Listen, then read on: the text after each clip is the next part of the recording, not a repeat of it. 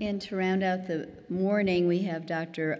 Keith Knutson, who came all the way from Jacksonville, one of the leaders in vaccine therapy for the Mayo Clinic overall, and really for immunotherapy thought processes as a whole. We're really excited to have him, and I think this is a really exciting method of treatment for our breast cancer patients. Thank you very much, and I appreciate your story, Karen, about 15 years ago.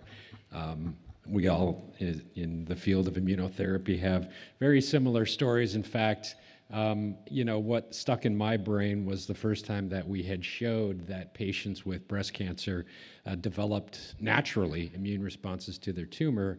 I thought it was a huge deal, and so I submitted it to an AACR meeting that was being held in Orlando. And if you've ever been to any of these big conventions and conference centers, they're very long hallways of posters and presentations and everything. And my presentation was on the last day, 2 miles from the front door, way in the back of the conference room. And now you walk into these conference rooms now, and the first thing you see, because of all the excitement, of course, with anti-PD-1 and PD-L1, is lots of clinical activity and basic science activity in evaluating a variety of immune-based approaches. So we have some conflicts of interest with some of the therapies that we've been developing, which I'm going to talk about a little bit today. I'm going to spend most of the time dealing with some of the approaches that we've been taking as a kind of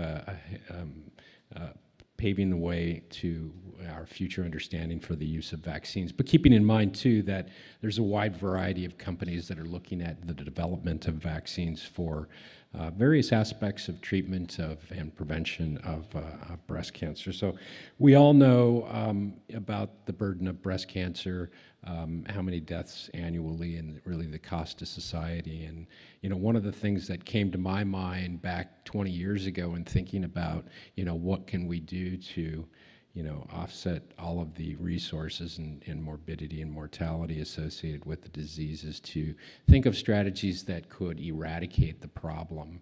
And we thought of vaccines. We know that vaccines have been very efficacious in preventing a wide variety of infectious diseases, and thinking about how we can approach that for the prevention of breast cancer. So, you know, normally I take about 36 clock hours to teach the medical students about immunology. I think I have to condense it here into about 10 seconds. There's multiple arms to the immune system.